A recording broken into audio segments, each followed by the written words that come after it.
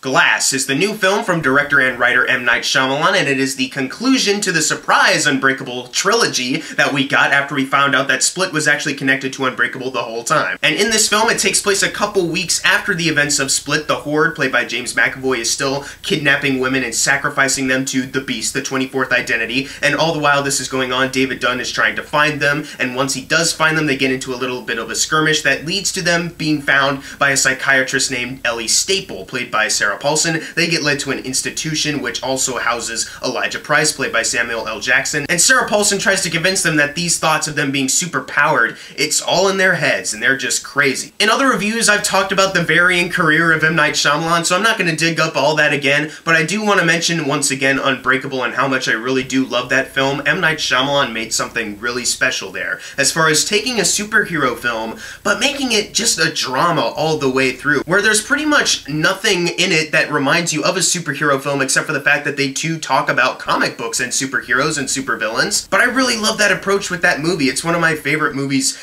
ever made, to be honest. It's one of my favorite superhero movies, one of my favorite dramas out there. And when I found out that Split, a movie that I was already really enjoying, at the end put in a twist that it was in the Unbreakable universe the whole time, I was like, oh my god, the resurgence of Shyamalan is now going to include another film where the characters from Split and Unbreakable are going to meet up. I cannot wait for this. Like, I was so pumped to see what he was going to do with this film, because Split, in my original review, I gave it an A-. I'd actually bump it up to an A. I really do love both Split and Unbreakable, and there is a lot to love in Glass as well. For example, the technical aspects of this film. M. Night Shyamalan is a really good director. I think a lot of people like to focus more on the bad films of M. Night Shyamalan, and they forget how talented this guy actually really is behind the camera. There's a lot of fantastic cinematography moments in this film, a lot of great ideas that other directors probably wouldn't even think about really doing, but because it's Shyamalan, you get that unique twist on it. There's also really great uses of lighting in this film, a lot of great things that make the film more visually appealing that I really like seeing, and there's a great score added in too by Wes Dylan Thornton, who did Split. This guy actually made a really good score for this film, and he and Shyamalan are working together to make some really good scores, and I can't wait to see what he does next, because I thought his work here was really good. Because this is Unbreakable and a Split sequel, one is more drama and the other is more horror movie, there are some moments of horror in there that, once again, Shyamalan directs really well, but then there's also some other moments where they do have to focus more on some action moments, and those are also filmed very well. There's a lot of great ideas thrown in here from behind the camera and also onto the script by M. Night Shyamalan. And another thing I really love about the movie, James frickin' McAvoy as the Horde, Patricia, Dennis the Beast, Hedwig, Barry, any of them, fantastic. He is so good here. Once again, I don't know why this is a big surprise to me, because I loved him in Split too, but even here it just made me remember, like, god damn it, he is so good. He's such a fantastic actor, so underrated. The fact that there's just several scenes here where he has to cycle through a bunch of other personalities, the talent that this man has, the way he's able to just completely switch on like the snap of fingers to another performance is like amazing to me. He's got quite a talent. And just the multiple personalities themselves are just very interesting to me. Not just because of how McAvoy's performing them, but because of their dialogue, the way their mindsets kind of change too. So once again, that interested me here. And I also liked how Anya Taylor-Joy's Casey from Split is back in this film. Even though her appearance is very minimal, I don't think that's a thing of wasting. I think it's because there's a lot of other things here to focus on. But I really like the way they reincorporated her into the story and how she interacted with Kevin Wendell Crumb once again. Another person I really love, Samuel L. Jackson. Elijah Price is a fan favorite character of mine. Honestly, he's a character that I love dissecting so much when watching Unbreakable, so to see him come back in this one, I was like, okay, it's been a while. Is Samuel L. Jackson able to get in touch with that character? Is M. Night Shyamalan able to write dialogue that fits that character? And yes, both of them were able to do both of those things. There's a lot of great dialogue scenes with Mr. Glass in this film, and Samuel L. Jackson delivers them so well, and I had a blast seeing him back on screen as Elijah. He is so good here. And without spoiling much, I actually did like the way that they treated his character throughout the film. Where at first you're kind of wondering, okay, the movie's named Glass, so is he going to be like the main character? And at first it takes them a while to fully introduce him, but once he's in it, he is in it, you know, and I really loved him in this movie. Another person I really liked, new character, Ellie Staple, played by Sarah Paulson. I actually thought her scenes with the other characters were actually really interesting. The way that she tried to convince them that they're just crazy, they're delusional. Like, I thought that was actually a really interesting mindset. At first I was just like, oh, you're gonna do this, but as her scenes kind of went on, I was like, okay, actually, I can actually see the argument here as far as psychology goes. Like, okay, I can see it. And I actually thought her character brought a new, interesting way of looking at these characters to get you a little bit more intrigued as far as where else the film is going to go. And that's another positive with this film, is that this movie is very intriguing. There's a lot of things where I was like, okay, where's this going to go? I'm really liking these performances. I'm loving seeing these characters again, and the new characters that they have. I like seeing how they're interacting here. It's such a well-made movie too. I'm very fascinated to see where else it's going to go.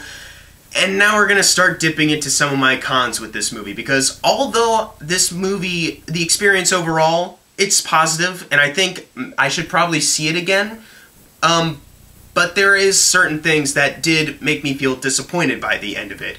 I was definitely more disappointed last night, but after a night's thought and day of school, I've been able to evaluate certain things, and I'm not as upset as I was last night, because there are certain things where I was like, why'd you do that, Shyamalan? You done Shyamalan'd it up. But some thought has kind of made it more clear, like, okay, like, it's actually not that bad, but there are still flaws with this film that hurt a little bit. And the first thing I'm going to mention, you've probably been wondering why I haven't talked about him yet, but Bruce Willis as David Dunn. This is a character that I love. He's depressed. He's got a lot of relationship issues going on with his wife in the first film. He's got a problematic relationship with just his family, wife and kid. So I was very fascinated to see, after where M. Night left it off in Unbreakable, how he was going to kind of bring it back or give this character a new arc to go through. And unfortunately, they really didn't. The movie opens with him. You think he's like the main character because they introduced the film with him, and he's the main character of Unbreakable, but you soon kind of find out that there really isn't that much going on in his life. They do set up that he now owns a security business and he's running it with his son, the same actor who played the kid, who actually isn't doing a bad job. Like, he's still able to act really well from his kid years to adult years. Like, he's still really good. But they didn't really set up anything with David Dunn, though, which made the character a little bit boring in this movie. Now, Bruce Willis, he's trying. He really, like, compared to other roles that you've seen him in recently, he actually is trying. And I thought his performance actually did work. It's just that it could have worked much better if they gave him more to do, gave him more to say. Unfortunately, though, there's not much of that. They set up something that could have been the start of an interesting emotional arc.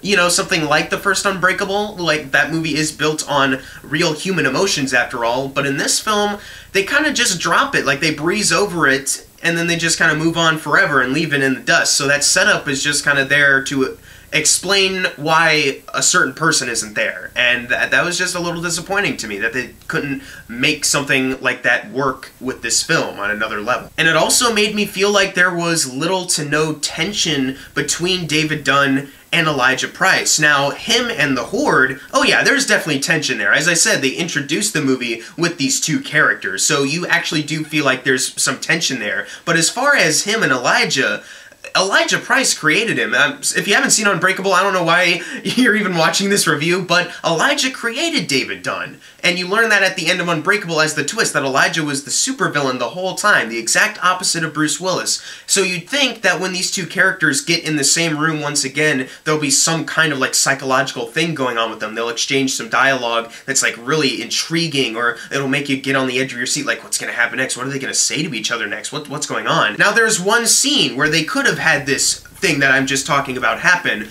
but because of the way it's written, they can't. And the scene works, like, by itself. Like, it's still a really good scene other than that, but I was just thinking, like, there's something missing with these psychiatrist scenes with Sarah Paulson in this institution, and it's the fact that Elijah Price and David Dunn are finally in the same building again, but they don't really interact that much. And of course, if you've seen the trailers, you know that they will interact at points in the film, but it's not something that's intriguing enough to really make you feel like, oh, like, I can't wait to see what these guys do next. Like, is David Dunn gonna, like, what, beat the crap out of Elijah Price, or is, like, what's gonna happen? I don't know. Instead, it just kind of feels like, well, these two kind of had a thing before, but now it doesn't really matter that much, kind of. And that was kind of unfortunate, because there certainly is something going on, but you just don't really feel the tension between these two characters at all. Once again, you feel it between David and the Horde, because they actually do set it up in the beginning of the film, like the first act. But for the remainder of the film, when you should be focusing on these two characters, but also Elijah, it doesn't really work all that well. Like, I really like the scenes between James McAvoy and Samuel L. Jackson, and I was thinking if you could just do, like, an extra scene with Elijah and David, like, it would work perfectly at that point. Just offer something else. And give David something else to do also, instead of just being like, I gotta get out of here before he gets out of here, I'm the superhero, you know? That's a terrible impression, I'm sorry. And compared to David Dunn's development, which is like non-existent, it's not as big of a problem, but there are certain ways that even James McAvoy's multiple personalities kind of start to think. And I was just kind of sitting there wondering, like, I wish that there was a little bit more scenes with them kind of cycling through personalities and them kind of talking back and forth, because there's certain lines said by personalities that feel just kind of thrown in there, and I was like, oh, what's with this sudden line that you said? And it just didn't really feel all that natural. It just kind of felt like it was shoehorned into the script. There's also a couple moments, not the entire movie, but there's a couple moments where either the dialogue felt a little bit clunky as far as delivery, or they get a little too meta. And that's the thing, is that Unbreakable likes to dissect comic books and their structure, and I really liked a lot of sequences involving that in this film, but it comes to a point where it gets too much, and it almost feels like the twist after all was they knew they were in a movie and they start breaking the fourth wall like they're like Frank Underwood or Deadpool or something like that. It got that ridiculous at that point. I was like, I think you need to tone it down on the dialogue. Like, there's certain things that you don't have to say, and if you have to say them, there's a way you can write it so it sounds better than this, or there's a way you can deliver it that sounds better than this. But the big thing that's going to get people talking about this film, guaranteed, last 20 minutes of the movie.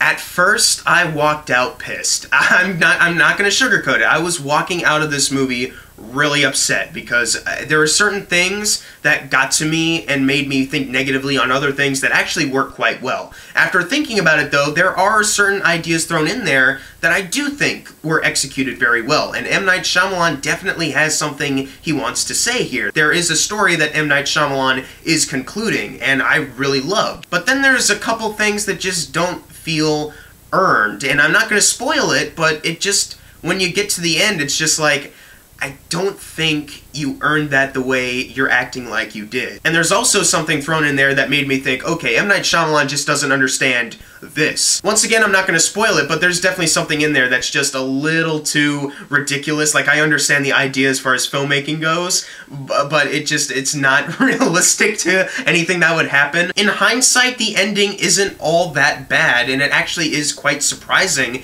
but it's just there are a couple things in that ending that make me like the idea more than its actual execution overall.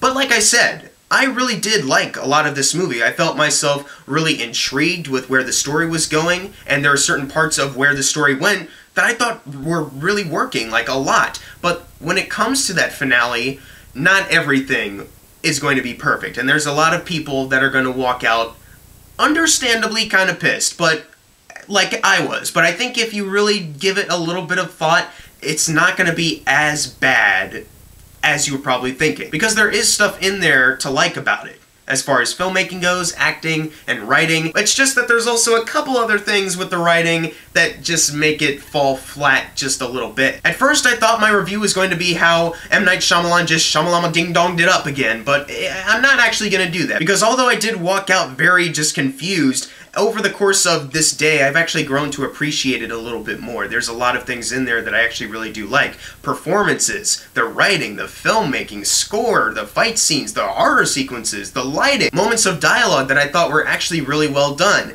It doesn't excuse the fact that there are also other moments of dialogue that don't really work, though, how the ending doesn't feel entirely earned, and how David Dunn doesn't have that much to do, even though his character should probably have a lot to do. I heard that there's like a 3-hour cut of this movie, and I think that would actually benefit it greatly. Because as much as I really enjoyed what M. Night gave me, and as much as M. Night has talked about that this film is very close to what he originally had planned back in 2000, I think that there definitely could have been more as far as character interactions and just other story potential with that. I'm gonna give Glass a B-. I walked out a little confused and a little upset, but I've grown to appreciate it a little bit more. It's one of those films where when you walk out, you probably might walk out very angry or very confused, but if you give it some time, if you just reflect on it, you might actually be able to grow to appreciate it, like I have. It's not a bad film in the slightest, and it's actually a very unique film. This is a very unique trilogy. I don't think M. Night hit it directly on the head because there are certain other flaws thrown in there, but it's a solid conclusion to a pretty great trilogy. But if you've seen Glass, leave in the comments below what you thought of it, and as always, thank you guys for watching. Make sure to subscribe. I'm Jackson Fulcher. See you guys next time.